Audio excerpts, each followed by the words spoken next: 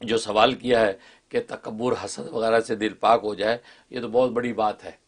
یہ کل رات ہی میں نے عالم ربانی حضرت مولانا رشید گنگوئی رحمۃ اللہ علیہ کے حوالے سے یہ بات کہی تھی کہ جس کا قلب تکبر سے، کبر سے پاک ہو گیا تو اس کے بعد پھر کچھ بھی نہیں رہا، مطلب سب کچھ مل گیا، کیونکہ کبر ہی وہ بنیاد ہے جو کسی نہ کسی درجے میں انسان کے قلب میں رہتی ہے، تو اس وجہ سے انسان ترقی نہیں کر سکتا، آگے نہیں بڑھ سکتا۔ کیونکہ من تواضع للہ رفعہ اللہ، کہ جو اللہ کے لیے جھکتا ہے اللہ تبارک و تعالی اسی کو بلندیاں عطا فرماتے ہیں۔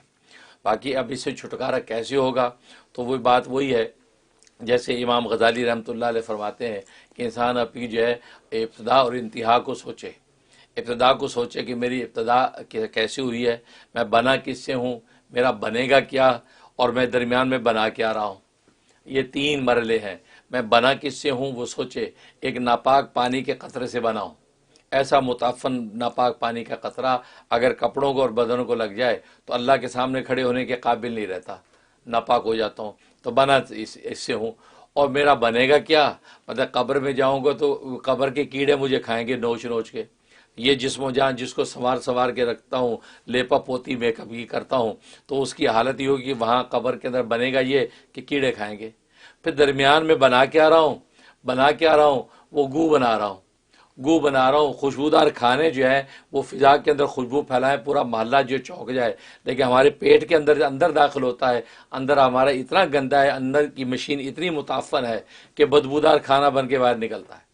خوشبودار مشروب جو ہم پیتے ہیں اندر سے گزرتا ہے تو بدبودار پیشاب بن کے نکلتا ہے۔ خوشبودار ہوائیں، پورا ماحول معطر ہو جائے، ہمارے اندر ناک سے داخل ہوتی ہے تو بدبودار بن کے نکلتی ہے۔ تمہارے اندر ہے کیا؟ بدبو کی ایک مشین ہے جس کو لے کے پھرتے ہیں، ناز کس بات کا؟ یہ جسم کا ڈسٹمپر اللہ نے ہمارے اوپر چڑھا رکھا ہے جس سے سب کو چھپا لیا۔ اگر یہ جسم کا ڈسٹمپر جو ہے یہ جلد کا اللہ ہٹا دے تو گورے کالے کا پتہ نہ لگے، خوش و بصور کا پتہ نہ چلے، بلکہ اگر اسکیلیٹن کھڑا کر دیں، ڈھانچہ کھڑا کر دیں تو پتہ ہی چلے کہ ڈھانچہ کون سی حسینہ تھی۔ تو معلوم یہ ہوا کہ یہ انسان کی حقیقت ہے، تو درمیان میں بنا کے آ رہا ہے۔ وہی بات ہے جیسے ایک اللہ والے نے کہا تھا کسی بابو جی سے کہ اولو کو نطفۃ قذرہ، تیری ابتدا ایک ناپاک پانی کے قطرے سے ہوئی، وہ آخر کو جیفت مذرہ، اور آخر تیری جو ہے وہ کیا ہے، وہ قبر کے کیڑوں کی خوراک ہے تو وانت تحمل بین ذالک العذرہ، اور درمیان کی زندگی میں پیٹ میں گو اٹھا کے پھرتا ہے تو یہ تیری حقیقت ہے۔ جب بابو جی کو یہ بات کہی تو اس کی آنکھیں کھل گئیں، جو اپنے آپ کو بڑا ترم خام سمجھ رہا تھا، کہا کہ جزاک اللہ کا چشم باز کر دی، مرابا جانا کہ جا ہمراز کر دی، کہ جزاک اللہ ہے درویش، اللہ تجھے جزائے خیر دے، تو میری آنکھیں کھول دی، اور ایسی آنکھیں کھولی لمحوں میں میں اپنے محبوب تک پہنچ گیا، لمحوں میں اپنے محبوب کو میں نے پا لیا۔ جب میری آنکھ کھلی ہے تو محبوب کو سامنے دیکھا، اس کے قرب میں ہوں۔ یہ وہ حقیقت ہے، بس اس پہ نگاہ رکھو، اس کا مراقبہ کرو، میری حقیقت یہ ہے۔ اور پھر حضرت حکیم الامت مجدد ملت مولانا شفری تھانوی رحمہ اللہ تعالی نے بڑی خوبصورت بات لکھی ہے کہ اگر یہ پتہ لگانا ہو کہ مجھ میں تواضع پیدا ہوئی یا نہیں، کبر ختم ہوا ہے نہیں، اس کی جانچ کیسے ہو؟ ایک تو یہ کہ پیر و مرشد ہے، اس سے آپ جو ساری تربیت لے رہے ہیں، ایک یہ کہ آپ خود اپنا بھی ٹیسٹ لینا چاہتے ہیں، تو فرمایا کہ اپنے گھر سے جب نکلیں، گھر سے نکلتے ہی دہلیز سے نکل کے سامنے جو نگاہ ڈالیں، جس چیز پہ آپ کی نظر پڑے آپ اس کو دیکھ کر اپنے آپ کو اس سے کمتر سمجھیں، تو سمجھ لیں کہ تواضع کی رحمت آپ کو ملنے لگی ہے، تواضع کی دولت آپ کے قلب میں اترنے لگی ہے۔ کوئی بھی سامنے آ جائے، ایون کتا سامنے آ گیا، آپ کتے کو دیکھ کے سمجھیں کہ یار کتا مجھ سے بہتر ہے، کیونکہ کل اللہ تبارک و تعالیٰ اگر ناراض ہوا تو مجھے تو عذاب ملے گا، اس کتے کو عذاب نہیں ملے گا، اس کو کونی ترابہ کہہ کے مٹی بنا دیا جائے گا۔ یہ تو ایمان کا مکلف بھی نہیں، لیکن اللہ نے تکوینی جو ایمان دے رکھا اس پہ آج بھی قائم ہے، یہ اپنے مالک کو پہچانتا ہو، میں کیسا گندا ہوں، میرا انجام پتہ نہیں کیا بنے گا، میں جہنم کا ایندھن بنوں، تو اپنے آپ کو کتے سے بھی بدتر سمجھے۔ اگر کوئی کافر سامنے کھڑا ہے، کافر ہندو پہ نگاہ پڑی تو سوچے کہ ابھی فی الحال تو میں مسلمان ہوں، یہ ہندو ہے،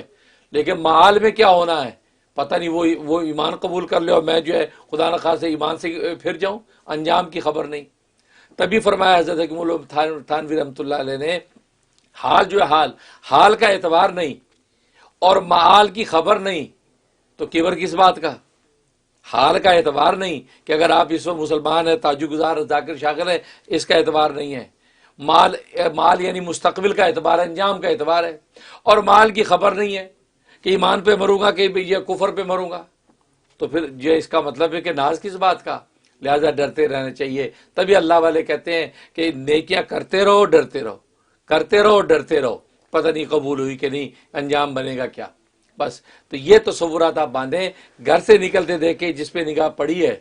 تو بس اگر درخت پہ نگاہ پڑ گئی تو سوچے یہ درخت جو ہے، جیسے ابوبکر صدیق رضی اللہ تعالیٰ عنہ ایک درخت کو دیکھ کے کہتے کاش میری درخت ہوتا، جس کو کاٹ کے لکڑیاں بنا کے جلا دیا جاتا، آگ میں جھونک دیا جاتا، اس کی زندگی ختم، کوئی پوچھ نہیں ہے، لیکن میں تو انسان ہوں، پتہ نہیں کل میرے ساتھ کیا بنے گا۔ تو درخت کو دیکھ کر وہ رشک کر رہے کہ کاش میں درخت ہوتا، کاش میں یہ بلبل پرندہ ہوتا، کاش۔ تو کہنے کا مقصد یہ ہے کہ بس یہ تصور باندھیں، انشاءاللہ یہ کبر کے مرض سے آپ کی جان چھوٹ جائے گی، اور جہاں کبر ختم ہوا وہیں پہ اللہ تبارک و تعالیٰ بلندیاں نصیب فرما دیتے ہیں۔ اللہ تعالیٰ عمل کی توفیق عطا فرمائے۔ بہت شکریہ، جزاک اللہ، ماشاء اللہ۔